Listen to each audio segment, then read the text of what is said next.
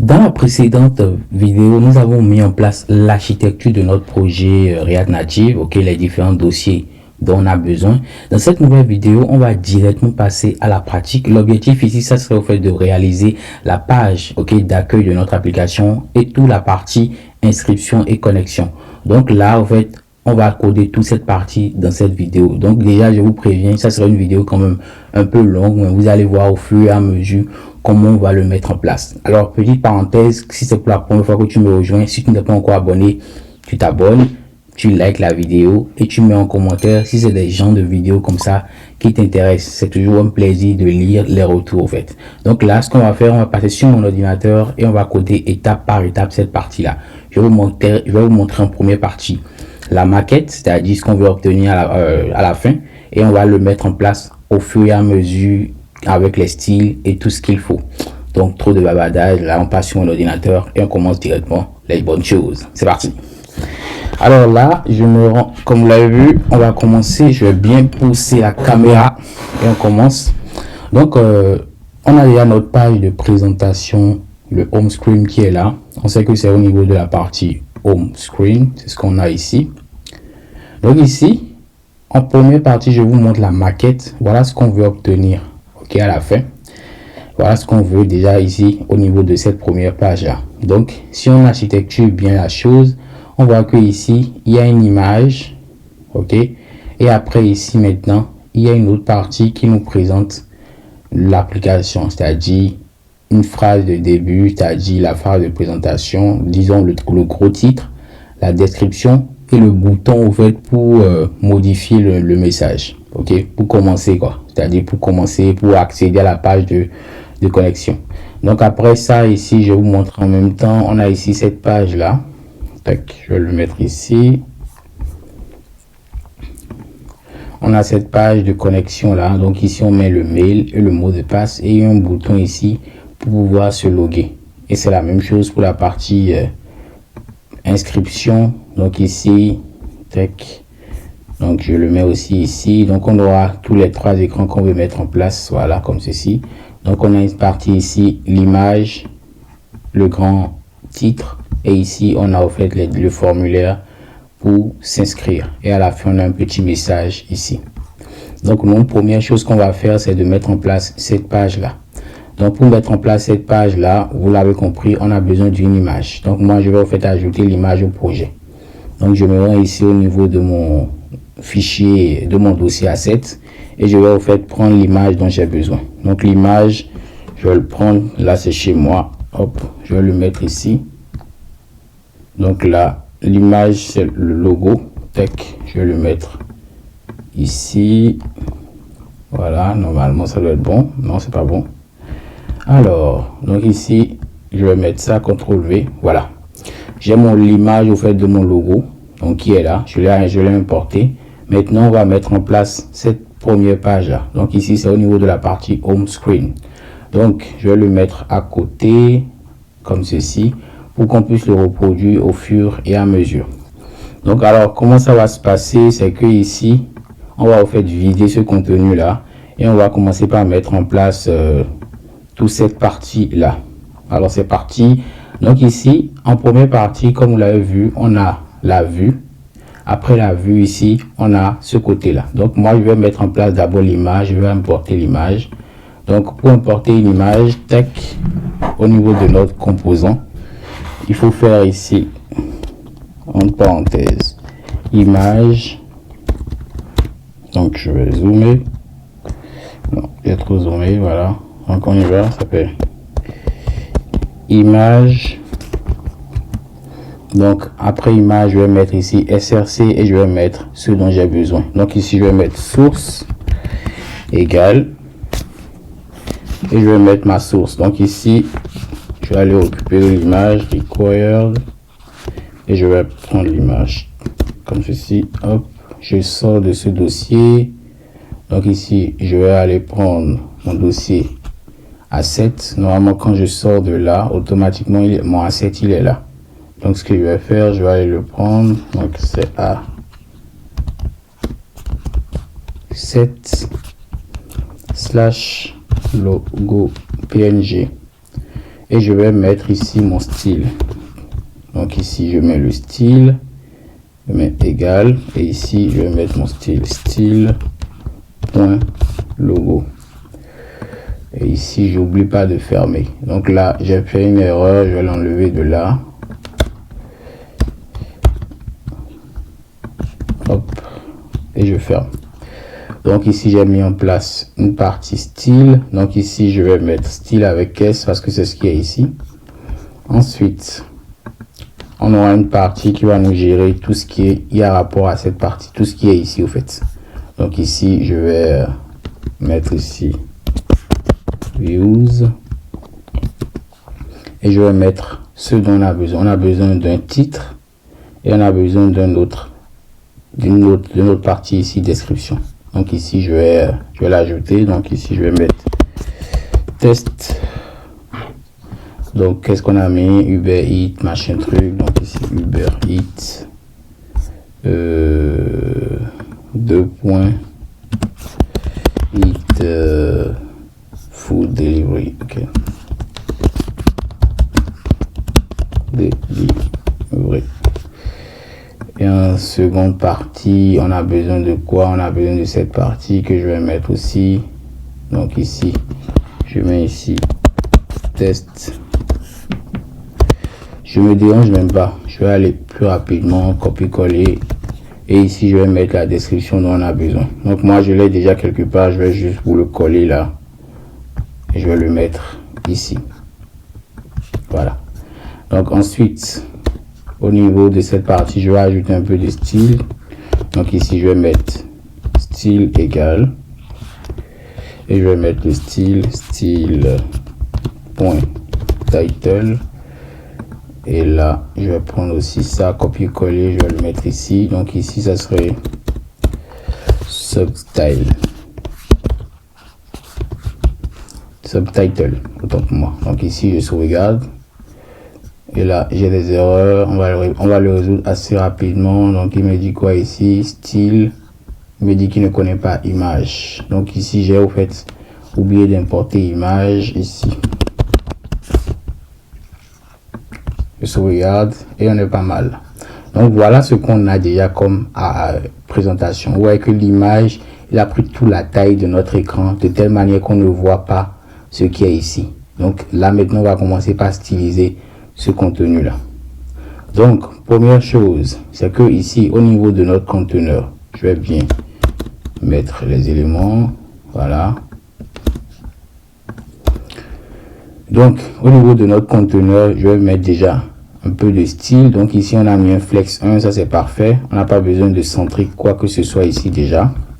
Donc ici, ok, je vais ajouter un élément. Donc je vais remettre au fait la partie align center tranquillement. Ok, bon, donc on n'a pas encore vu l'intérêt. Ça c'est la première chose. Maintenant au niveau du logo, je vais au fait redimensionner ça de telle manière à pouvoir laisser la place à l'autre. Donc ici je vais créer mon logo. Donc je vais créer mon style pour le logo. Donc ici je vais mettre logo. Donc première chose que je vais préciser, c'est la hauteur. Donc ici je mets 200. Vous voyez que là on voit un peu plus. Ensuite je vais resize pour avoir une taille correcte. Donc resize mode. Ici je vais mettre container, content autant pour moi.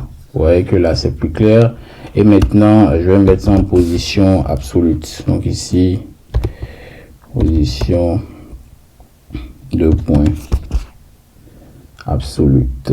Donc ici voilà, il me le propose. Donc là je vais juste, donc ici j'oublie pas, voilà.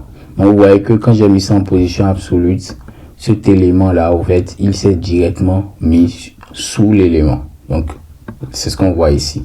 Donc une fois que ça c'est bon, maintenant je vais mettre au top. Donc ici je vais mettre ici top 2 points et je vais spécifier le top. Je vais mettre 20%. On va voir ce que ça donne. Voilà, c'est bon. Donc on est pas mal. Maintenant moi de mon côté, ce que je vais faire, c'est que ici je je vais ajouter un background et ici je vais mettre black. Je sauvegarde et là on a ce rendu là. Ensuite, maintenant il reste quoi? Il reste cette partie là qu'on veut gérer. Et lui il est ici, il est dans une partie views. Donc ce que moi je vais faire, c'est que ici je vais faire style. Je vais ajouter un style en fait. Donc style 2 points et là je vais mettre mon style. Donc ça serait ici style 2 points content. Donc ici au niveau de mon content, maintenant je vais l'ajouter comme style. Là ici au niveau de mon content, celui-là est bien compris. Au niveau du content, la première chose même que je dois ajouter automatiquement, c'est la partie background color et je vais mettre ici la couleur blanche. Vous voyez que là on est blanc, parfait. Ensuite, ce que je vais pouvoir faire, c'est de ici vous voyez qu'il y a une bordure là sur cette partie comme ceci. Donc ici ce que je vais pouvoir faire, c'est de mettre la bordure qu'il faut. Donc ici je vais mettre border, ok, top, parce que vous faites c'est au niveau du haut, top top left radius et ici je vais déjà mettre 25 pour voir ce que ça donne. Vous voyez que ici on a cette bordure là, donc ici je pense que c'est un peu trop. Je vais mettre ici 30 et je vais faire la même chose pour la partie gauche, pour la partie droite autant pour moi, c'est à dire cette partie là. Donc ici je vais mettre right et je sauvegarde. Donc ici c'est normal, j'ai oublié ma virgule et là on a cette bordure et on a cette bordure là. Ça c'est pas mal. Ensuite on a besoin au fait d'un padding pour avoir plus d'espace à l'intérieur de notre élément. Donc ici je vais mettre padding, ok, horizontal. Je vais d'abord mettre ça pour voir 34. Voilà, on est pas mal. Donc ici je vais faire aussi la même chose. Je vais spécifier déjà la hauteur. Donc ici je vais mettre ici un wide tech. Je vais mettre ici un wide DTH. Je vais mettre ici je vais mettre 100%. Voilà, là il a pris toute la taille. Maintenant le problème c'est qu'il faut le mettre totalement vers le bas. On va le voir tout à l'heure. Donc ici au niveau de moi par exemple, moi mon padding ici je vais spécifier. Donc ici ça serait différent en fait. Je vais mettre horizontal et au niveau d'horizontal chez moi je vais mettre 34 pour voir ce que ça donne. Donc horizontal c'est que c'est sur la ligne, c'est-à-dire tout ce qui est sur cette partie là. Donc là je vais ajouter, je vais mettre ici 50. Voilà, c'est mieux. Et maintenant je vais faire la même chose pour tout ce qui a rapport à la part pour le bas, c'est-à-dire le bas. Je vais mettre aussi padding button. Donc je pense ça, je vais mettre juste ici button et au niveau de mon button ici je vais mettre 25 et voilà, on est pas mal. Donc j'ai spécifié ma hauteur, tout est clair. Maintenant ce qui va me rester à faire, c'est pour la partie padding. Je vais mettre aussi mon padding top et ici au niveau du padding top je vais mettre 25. Sauvegarde. Voilà, on a quelque chose qui est pas mal déjà. Donc on est pas mal. Ce que je vais faire maintenant c'est de gérer les titres. Donc ici on a un title ici qui va ressembler à ce que vous voyez là. Donc ce que je vais faire c'est que je vais ajouter, donc ici je vais mettre title. Donc au niveau de mon title je vais ajouter d'abord une taille font size égale, je vais mettre 20. Voilà, donc ici mis à part ça je vais ajouter ici un bold. Donc ici je vais mettre fond, ok, weight 2 points bold. Ensuite je vais spécifier une marge par rapport, vous voyez qu'il y a une petite marge en bas là. Donc ici, je vais mettre margin button. Donc au niveau du margin button, je vais spécifier, je vais mettre 10. Voilà, maintenant on fait la même chose pour le subtitle. Donc subtitle, je vais l'ajouter. Donc au niveau du subtitle, voilà ce qu'on a. Donc ici je vais spécifier déjà le font size, je vais le mettre ici à 16. Ensuite je vais mettre la couleur, donc moi je vais mettre ici je sais pas s'il y a grade. Oui, c'est bon, ok. Ensuite je vais spécifier une marge du bas, donc margin button, je vais mettre ici 10. Voilà, maintenant il faudrait qu'on positionne cet élément totalement vers le bas. Donc c'est ça, c'est sur ça en fait on va se concentrer. Donc on va voir ce qui se passe. Donc ici dans mon premier élément j'ai spécifié, maintenant il reste au fait ce bouton là aussi qu'on doit mettre.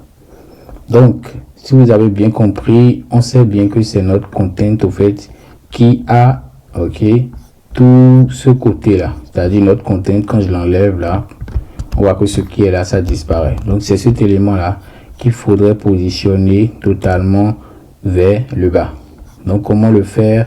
Donc ici déjà on regarde ce qu'on a mis. J'ai mis un right, après j'ai mis le border pour avoir ce qui est là. Ensuite j'ai mis quoi? J'ai mis border, ok, top, oui, pour avoir ce que vous voyez là. Le padding horizontal, j'ai mis le padding top, et ici j'ai mis le wide. Parfait. Donc ici ce qui va me rester à faire, ok, c'est de déjà ajouter un petit bouton, et après on va positionner le reste totalement en bas. Donc ici ce que je vais faire, je vais créer mon bouton, mais vu que vous faites ce bouton qui est là, c'est le même bouton qui est encore ici et qui sera encore là, je vais créer un bouton unique que je vais au fait juste changer le nom et le type d'action à faire. Donc je vais créer un custom button. Donc ici au niveau de mon component, donc je viens ici, je vais créer un custom button que je vais appeler custom button tout court. Donc ici dans fichier custom button.js,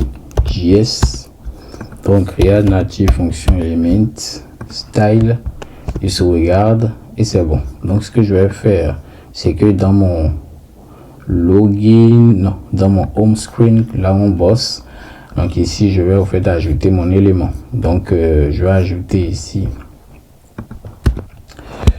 le composant custom button. Voilà, il me l'a reconnu. Donc par défaut c'est qu'on va lui passer en paramètre, comme je l'ai dit, le nom du bouton et le type d'action à faire. Donc ce que moi je vais faire, c'est que ici je vais lui passer déjà en props le title. Par exemple chez nous ça serait ici commencer, et ensuite on aura cette partie là pour valider l'action qui sera fait. Donc ici ça serait ici par exemple un on press, et hop, donc là ce que je vais faire, je vais lui passer cet élément.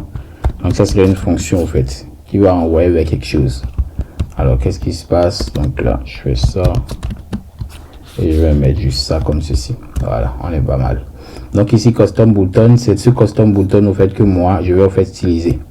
Donc quand je viens au niveau de custom button, première chose à faire ici c'est de lui passer ce que je veux récupérer. Tac tac, je vais passer le title et le on press. On est pas mal déjà.